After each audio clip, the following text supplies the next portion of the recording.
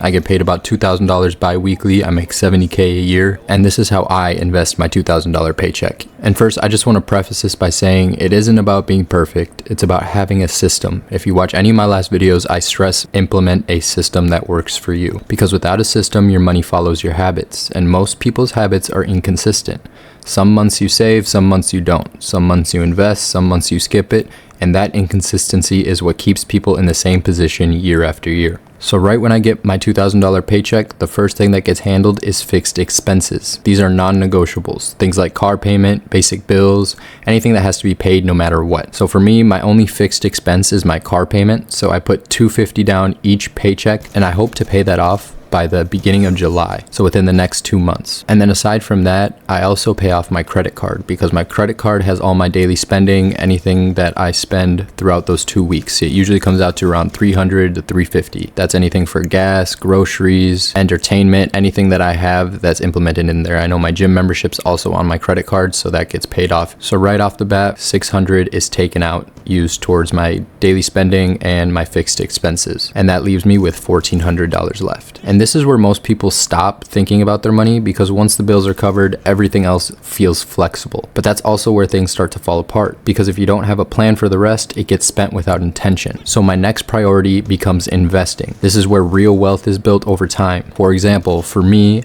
I put $350 into my Roth IRA, and that gets invested $300 into VTI, which is a ETF, an exchange traded fund, which is basically just a bucket of stocks, and it tracks the S&P 500. And then with the extra $50, I put it into another ETF called VXUS, which is an international ETF that invests into international markets aside from the US market. And the reason I do that is because over the past 2-3 years, if you look at the chart, it's been increasing over time. And I think our world is becoming more globalized. That is why I invest into it. And then we're left with $1,050. So with the remaining money I have from my paycheck, I'll invest $650 into my brokerage account, and the way I split that up is $400 will go into VU, and that's also an ETF that tracks the S&P 500. It's a lot like VTI, they're basically the same thing.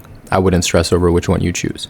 And then I'll throw $150 into another ETF called QQQM, which is a tech-heavy ETF that tracks the NASDAQ 100. So it's more heavy into the tech side of things, more NVIDIA, Meta, Google, Amazon, things of that nature. And then with the remaining $100, I'll put $100 into VXUS, which again is an international ETF. And the important part here isn't trying to be perfect. It's about consistency, because most people approach investing the wrong way. They try to wait for the right time. I know I've been trying to do that for like the past 5 years, and I never ended up investing. So I just started with a system that I can use over time, because then it forces me to invest no matter what the market conditions are. I always invest every 2 weeks the same way, no different, because I realize the confidence is always after the market has already gone up. And the people who actually build wealth are the ones who invest consistently, regardless of what's happening short term, because over time, consistency beats timing, and that's what allows your money to grow without needing constant decisions. Time in the market beats timing the market, and you probably hear that all the time, but it's so true. And that's why a system is detrimental to you starting to invest. So then after I invest, I have about $400 left, and $100 will go right into my high yield savings account. I set it and forget it. Don't even think about it. There's nothing fancy. It just earns interest over time, and it's an emergency fund if I have flat tires or I need to get an